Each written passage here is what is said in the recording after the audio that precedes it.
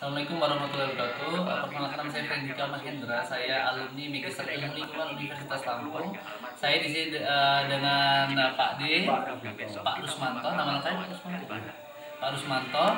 Beliau di sini bakal ngobrol ringan dengan saya tentang kisah perjuangannya beliau dari asal muasal sampai menetap di Mesuji. Okay. Mungkin Pak D boleh memperkenalkan diri, asalnya dari mana dan lahir tahun berapa? Silakan Pak D. Saya asal dari daerah Gadingrejo, Gadingrejo, Desa Wolodadi ya, Desa Wolodadi, Kecamatan Gadingrejo, Kabupaten Kalianda. Kalianda. Wah, masih ada. Oh, Lampung juga, lahir di Lampung. Oh. Saya asli lahir Lampung. Orang tua saya juga lahirnya di Lampung. Sukunya Jawa. Sukunya Jawa Tengah. Oh, Jawa Tengah. Jadi udah dari kecil di sini ya, Pak De ya. Oke. Di Lampung. Jadi Pak De, kalau boleh tahu nih Pak De, pertama kali datang ke Kabupaten Mesuji, ke KTM ini, ke KTM. ke Tanjung Mas Makmur. Ya, saya tahun berapa? urut dari sana ya. Oke, silakan. Saya dari Gadingrejo, lahir saya tahun 1950. 1950. Masuk sekolah tahun 1957. Sekolah SR, pakai sabak, pakai grip itu. Kalau jatuh pecah. Waktu dulu belum ada plastik. Oh gitu. Jadi sabak sama itu. SR itu setara SD ya? Ya setara SD. Sekolah rakyat. Sekolah rakyat dulu. Rakyat. Nah, tahun 1971 saya pindah ke daerah Kalianda, Sido Asri namanya. Nah, waktu itu saya kan merantau sama bapak sama adik saya. Soal ibu masih di Gading. Nah, waktu mau pilihan pertama, saya pulang ke Gading lagi. Nah, pas lagi main ke pasar sama teman-teman, saya dicari sama Pak Polisi Desa. Maksudnya untuk ikut screening 3 hari 3 malam di Kapolsek ya. Itu saya termasuk ranking lah. Saya mendapat biaya 700 rupiah sama pakaian hansip sama sepatu.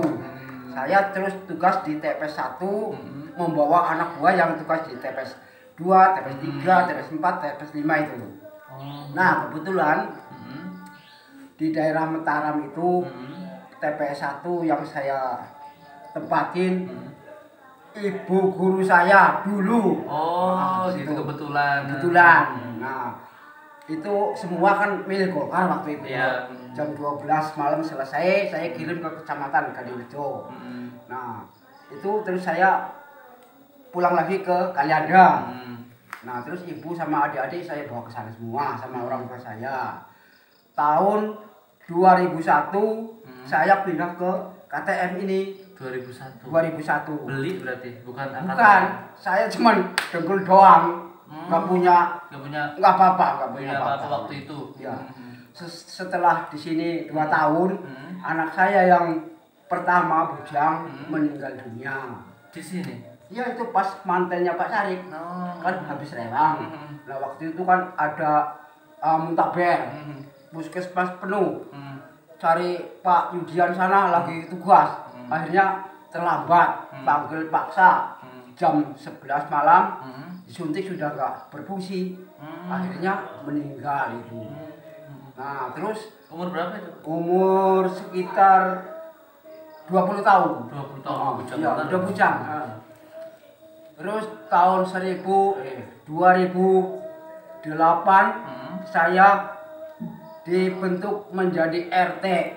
Dipilih ya, dipilih menjadi RT. Sampai 8 tahun saya menjadi RT di sini. Karena 2014 kemarin semua instruksi dari pemerintah, pejabat RT maupun RK kalau nggak punya ijazah SMA berhenti. Kedua kalinya ya sudah umurnya sudah larut ya. Itu sampai sekarang saya berhenti gitu. Tapi Pak De kan kesini nggak bawa apa-apa nih? Nggak bawa apa-apa. Terus untuk beli tanahnya ini Pak De? Nah, ini kan tinggalnya di mana pertama di sini? Pertama numpang di SPP 7. Terus ada lokasi di sini TR6 itu depan dekat Mas Guntur. Itu di situ anak saya meninggalnya di situ. Nah kemudian saya kan punya sedikit di Gedung Haji. Ini mau dijual. Sama saya jual untuk beli ini, ya itu titik di sini. Oh, akhirnya beli di sini. Di sini. Berapa waktu itu, Pak? Tahun Waktu berapa? Itu tahun 2006 kalau nggak salah. Oh, beli ini 2006. 2006. Udah mahal belum, Pak De? Ya sedang lah. Sedang. Ini kalau nggak salah dua apa ya? 20-an. 200 apa ya? 200. 2000. 27 juta apa ya? 27 juta Kayak kayak itu lah gitu. Pak De ya. Termasuk ini ya udah ada harga waktu itu ya. Udah ada harga. Terus Pak De, waktu itu kan sendiri kesininya tuh. Terus abis beli itu anak dan istri ditarik ke sini semua Sampai di sini. Kebetulan rumah ini udah ada rumah bawaan dari sini waktu itu. Itu rumah Trans itu. Trans. Kalau boleh tahu Pak De, pertama datang sini pekerjaannya apa Pak? Saya ya cuman apa ya numpang ya. Numpang nanamin sayuran sampai sekarang ini lah. Oh, sayuran yang sebelah itu berarti sayuran. Oh, dari dulu berarti telaten sayuran Di ya. sebelah itu kan sayuran kacang ya saya itu. Hmm. Di belakang sana ya. Tapi ya semua tanahnya orang kalau sudah ditempatin ya keren. Tapi dari saya kakak itu tuh telaten banget ya Pak De, dalam arti nanam sayuran terus gitu ya. Kalau padi enggak Pak De? Ya padinya nanam juga. Tapi nggak di sini. Ya di sini sebelah sana. Oh, di sebelah sana. Padi nanam, sayuran nanam, apalagi Pak De yang ditanam?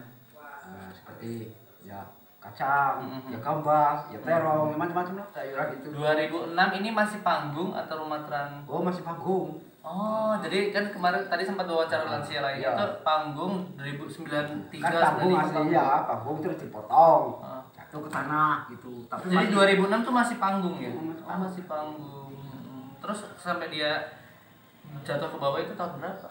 tahun berapa ya? 2009 apa ya? Oh, Kan 2009. sudah banyak dipotongin daripada gantung kan, potongin. Tapi lantainya masih papan itu, nggak dibongkar lah. Jadi sudah di tanah tapi ada lantainya papan gitu kan. Oh gitu. Oke, paham Pak De. Jadi memang akhirnya tahun 2019 rumahnya lantai gitu, lantai nggak panggung lagi gitu kan ya. Ini kan dapat bedah rumah. Oh, ini baru juga. Dapat berapa Pak dari bangun ini? Saya kan jadi pengurus bedah rumah ini. Anak saya orang 16, dapatnya 30 juta. 30. Tapi merupakan material. Oh, berupa material bukan duit. Ya, material itu. Material. Oh, jangan-jangan yang rumah bantuan semua itu material Ya, semua? ya material.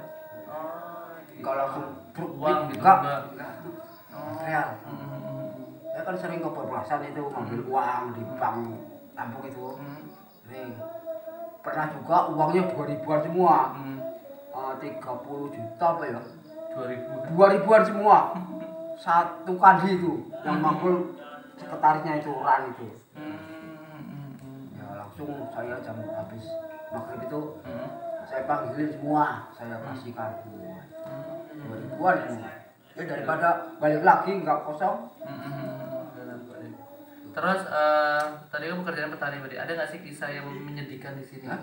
Kisah sedih, kisah perjuangan gitu. Kita kita yang kisah perjuangan mungkin bisa jadi percontohan lah gitu mana. memang ya waktu ceklik itu ya kan susah ya cari kerjaan itu susah memang waktu dulu itu. Sekarang kan banyak udah rame orang ya banyak orang kan banyak rezeki ya. Iya. Kita mau kerja apa Pak ada mau pas kelam ada kerja tempat orang tani juga ada. Kalau waktu dulu susah. Oh, pas gelap belum ada tahun 2006 90-an kan belum ada ya. Adanya sejak tahun berapa pas gelap? Tahun berapa ya? Udah mulai ada kupasan 2010 kayaknya udah ada. 2010-an ya, 10 tahun yang lalu berarti ya. Ternyata baru ya, maksudnya nggak dulu udah ada, 93 belum ada. Belum ada. Terus Pak De, kan Pak De sekarang sama siapa? Kang Irul ya? Ya. Kang Irul. Namanya kan baru meninggal. 100 harinya besok hari Kamis. besok. Kamis paling Jumat. Kalau sampean masih di sini ya, ini undangan resmi ya. Langsung ya. Hari Kamis sore jam 5 ke sini. Iya. Ya, berarti kan kasinan selesai kan pas waktu buka. Oh iya Pak. Seperti tempat Mas Butur kemarin, satu minggu berturut-turut ya kayak gitu acaranya. Iya Pak De. Ini kan Pak De kebetulan nikahnya di mana sih waktu itu? Saya nikahnya di kalian Sama almarhum di kalian. Ada nggak kisah sama almarhum, mungkin kerja bareng, mungkin naik sepeda bareng, yang mungkin pasti iya. Pak De ingat gitu. Kalau waktu itu memang kan saya masih megang rombongan orkes itu ya. Saya MC-nya dulu tuh. Oh, MC.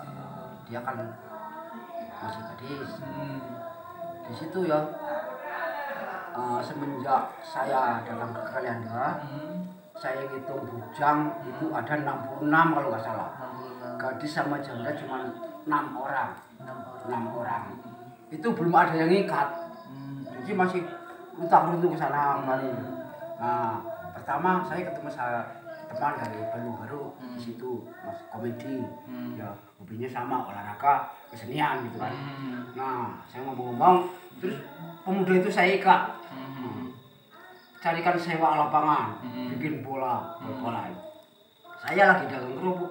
Kalau pulang dari pasar, saya cari kardus itu ya. Saya bawa pulang. Saya ukir bikin garuda. Nanti capnya nggak pakai semprot, cuman pakai kuas saja, cuk gitu. Itu jadi kostum kok, bagus bener ya.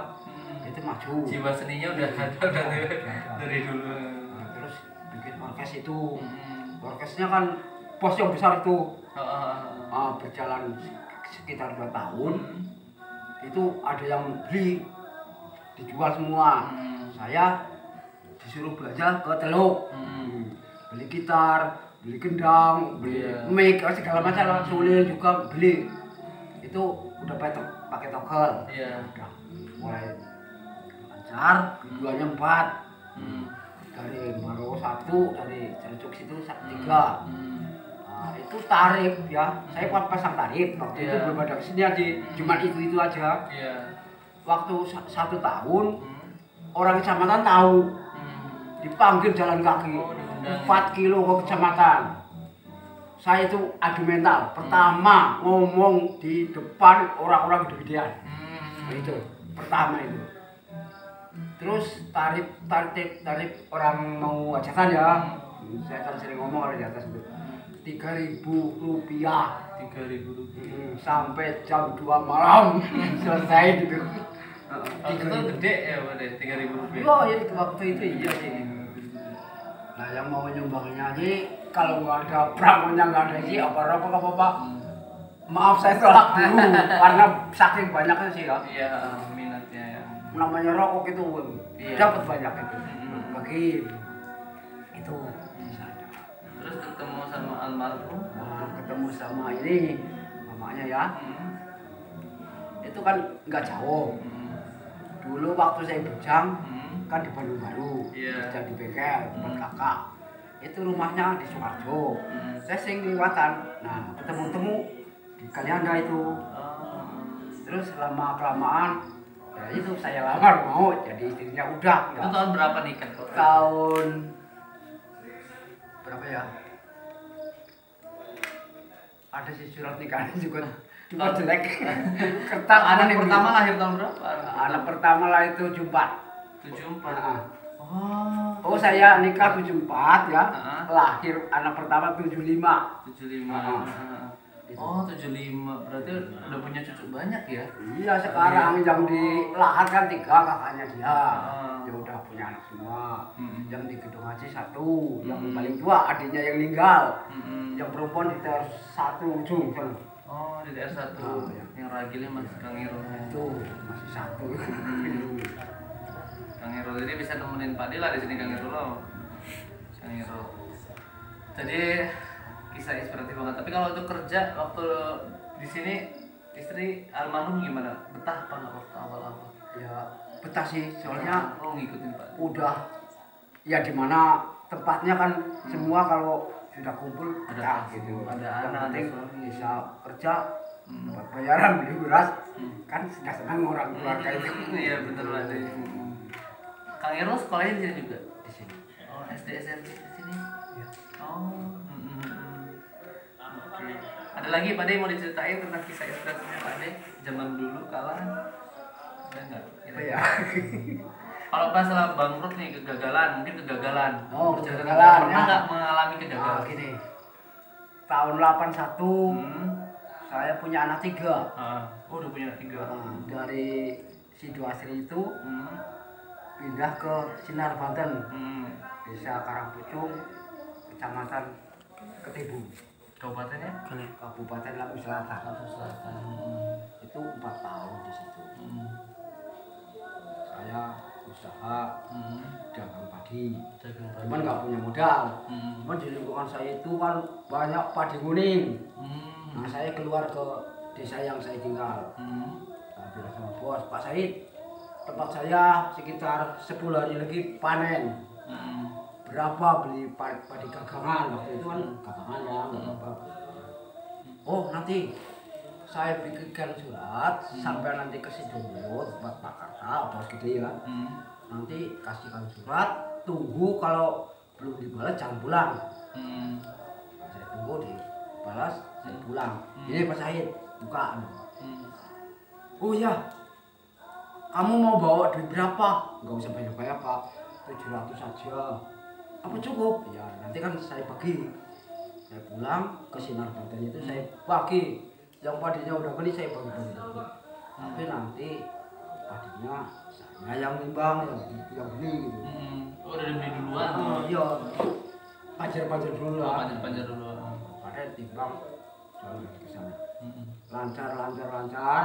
Nah, di situ kok sepi, enggak banyak orang tua dari pensiun pindah-pindahan itu enggak pernah yasinan, ya enggak. Akhirnya kan bikin musola, saya kumpulin. Gimana kalau bikin musola?